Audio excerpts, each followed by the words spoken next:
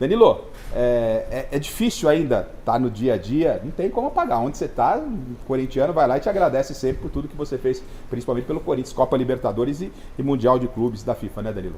Ah, com certeza. Eu fiquei 3 anos no São Paulo, né? Então ganhamos tudo no São Paulo e fiquei 10 no Corinthians. Queira ou não, você acaba vinculando um pouco. O torcedor do Corinthians é muito fanático, né? Então não tem... onde você vai, os caras gostam mesmo. Na sua passagem pelo Corinthians, qual foi o momento mais emblemático? E não foram poucos.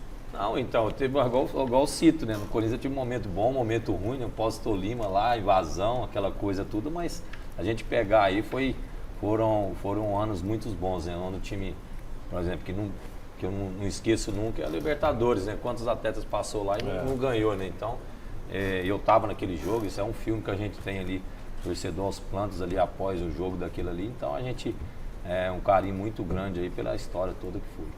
Era uma pressão gigantesca a Copa Libertadores da América, em função como torcedor do Palmeiras, os jogadores do Palmeiras recebem uma pressão pela ausência ou não do título mundial, se questiona ou não se questiona o Mundial de 51, a Copa Rio de 51, mas era uma pressão muito grande em cima de vocês na conquista daquela Copa Libertadores? Ah, era muito, né? Você pegar 2010, o ano que eu cheguei, né? O Corinthians montou um time para ganhar a Libertadores, né? Já tinha 2010 chegou eu, Roberto Carlos, o Tcheco, o Yarley. Né? O Yarley já tinha ganhado a Libertadores, eu também já tinha ganhado. Fabão? E o Corinthians tinha voltado. Hein? Fabão não, né? Não, Fabão não. Estou falando do Corinthians. Ah. Entendeu? Aí em 2010 a gente não conseguiu, né? Mas é por isso aí, a pressão muito grande. O Paulo sabe como é que é lá, de ganhar a Libertadores, nunca tinha ganhado, né? Todo mundo pegava no pé mesmo, então a cobrança muito grande. E a gente foi ganhar em 2012, né?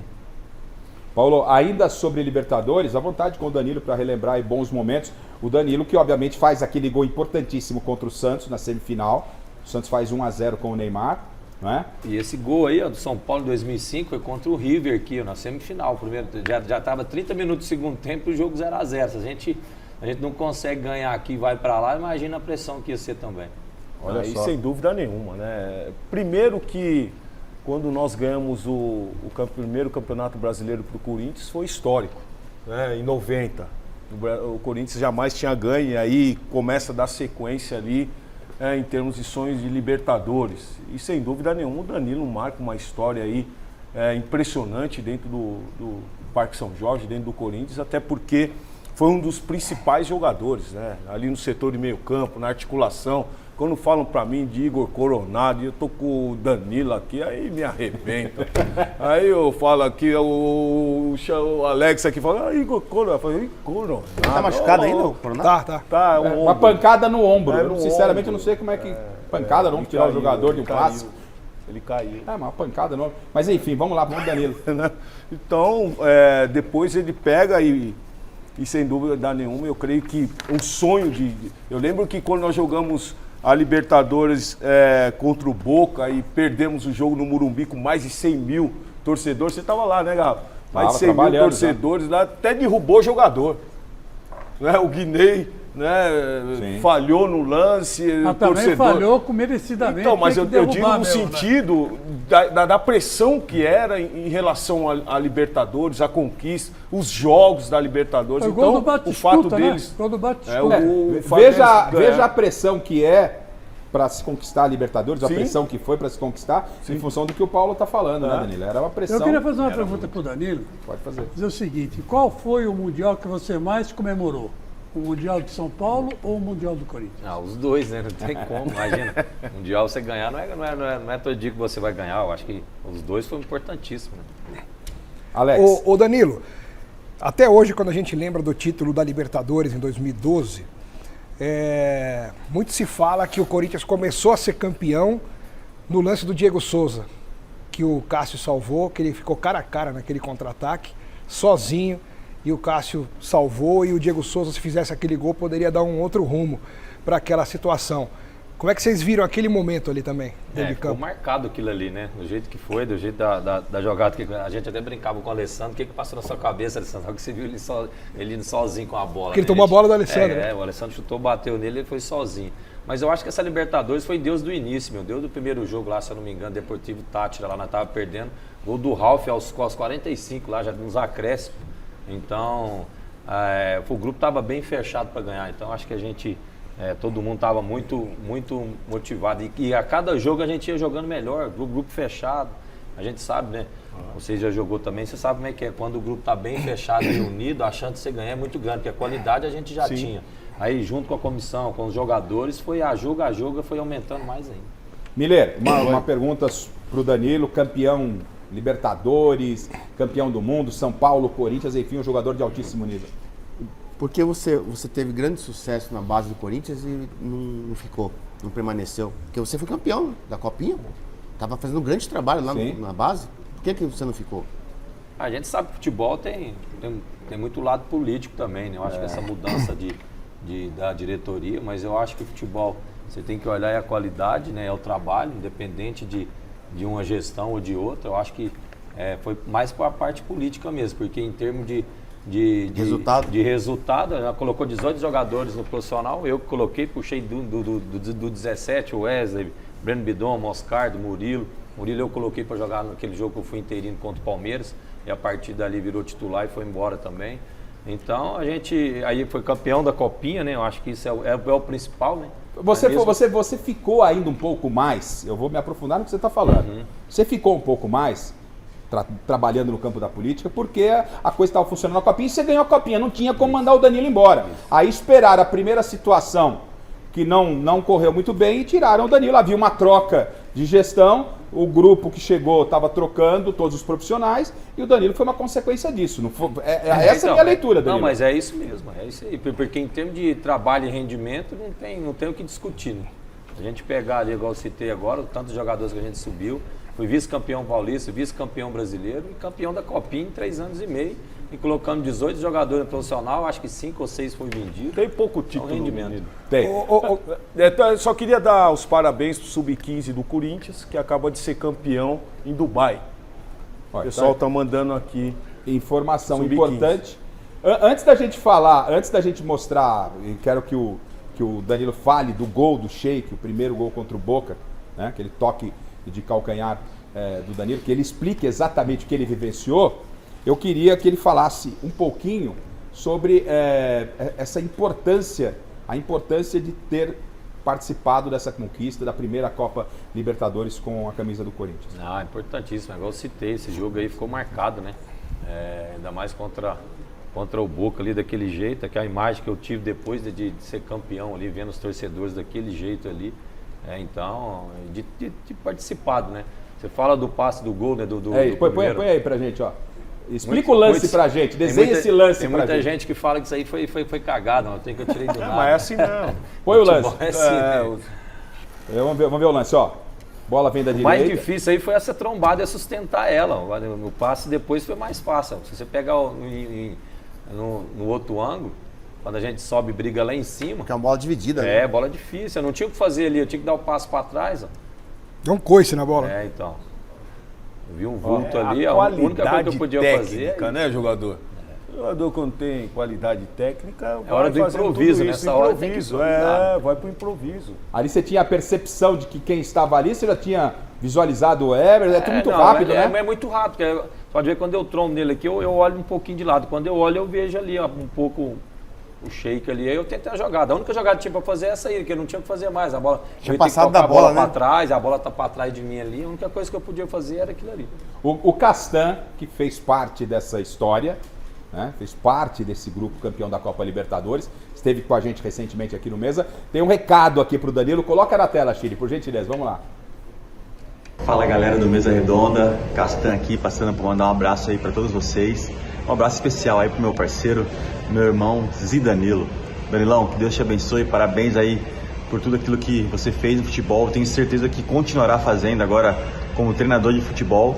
Então passando aqui para te mandar um abraço e se quiser contar uma história, fala pra galera aí como é que você fazia quando você chegava na concentração. A gente tive o privilégio de dividir o quarto contigo enquanto estive no Corinthians. Então fala aí, quando você chegava no quarto aí, qual que era a primeira coisa que você fazia? Valeu galera, bom programa pra vocês aí, forte abraço. Opa! Chegava, tem revelação aqui na mesa. Primeira coisa, não tô lembrado não, normal. Não tá lembrado? Liga, é melhor não falar. Liga pro Castan. Castan, companheiro, a gente ficou, você falando do quarto, a gente ficou, passei do quarto aí uns 3 anos, ficava nós dois no quarto, então é muito bom, Castan. Um abraço para você também. E o Tite nessa trajetória, campeão invicto da Copa Libertadores, vinha do episódio Tolima que você citou lá atrás, aí o Andrés, diretoria, seguraram aquela história que todo mundo já conhece e vem a conquista do título. Então fale um pouquinho da importância do Tite e eu queria que já depois que ele falasse, ele colocasse o gol do Mundial, a participação do Danilo também no gol, na decisão contra o Chelsea. Não, foi importantíssimo, né? Se a gente pega, isso foi 2011, né? Essa pós-Tolima 2011. Isso. Aí depois saiu o Ronaldo, saiu o Roberto Carlos, e a gente saiu dali, fomos muito criticados, né? Por causa daquilo ali, o grupo, e a gente fechou o grupo e a partir daí a gente saiu para ser campeão brasileiro, 2011. Mesmo time, só saiu o Roberto Carlos, e eu acho que chegou o William Bigode só. Então ali a gente foi campeão brasileiro em 2011. E ali veio 2012, mágico como foi, né? Ganhar essa Libertadores, que era o sonho de todo torcedor. Então, o Danilo vai falar na sequência sobre esse gol, tem a participação de muitos jogadores, ele vai detalhar esse lance que deu o título mundial contra o Chelsea. Vamos continuar batendo esse papo com o Danilo aqui, mas antes um recado importante, uma oportunidade, partida contra o Chelsea. Quero ouvir do Danilo, desenhando esse gol pra gente, Danilo. Vamos lá. A bola chega em você. Na verdade, era você para fazer o gol, né? Mas então, a bola, a hora que eu dou, essa jogada eu fazia muito, né? Fiz vários gols assim, de cortar para dentro e bater com a perna contrária. Geralmente a gente bate de curva no canto de lá, mas a hora que a bola ela escapou um pouco, quando eu olhei, o goleiro já estava perto de mim, aí eu bati meio caindo, né? Então ela escapou um pouco do meu pé. Eu pego e viro, ela deu uma escapada ali, ó. Aí o Guerreiro faz... E na hora é muito rápido, se eu olho do lado, acho que era o Jorge Henrique, estava sozinho do lado, se eu armo para chutar e rolo também, o Jorge Henrique ficava livre. Quando foi que vocês perceberam no Mundial que teve a invasão? Porque a saída aqui foi uma coisa de louco, né? A torcida do Corinthians lotou o aeroporto, fez o que fez no aeroporto. Vocês vão primeiro para Dubai, depois chegam no Japão, aí tudo bem, vai encontrando os corintianos. Quando você definitivamente falou, opa, e você já tinha sido campeão mundial pelo São Paulo, jogando no Japão, você falou, opa, é algo diferente.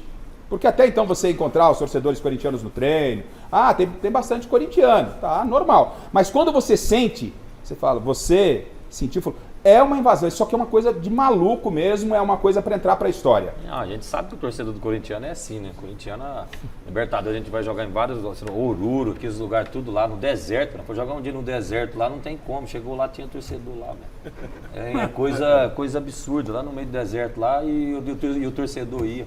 Então a gente sabe, no aeroporto aqui lotado de gente, então, ainda mais um mundial daquilo ali, com certeza a gente sabia que ia lotar, né? Foi uma coisa maravilhosa. E outra coisa, né, Garrafa? Você observa o lance, você vê como os meias chegavam dentro da área.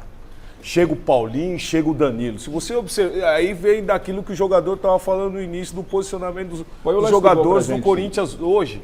Né? Joga com 4 volantes, quem chega na área com os atacantes? Ninguém.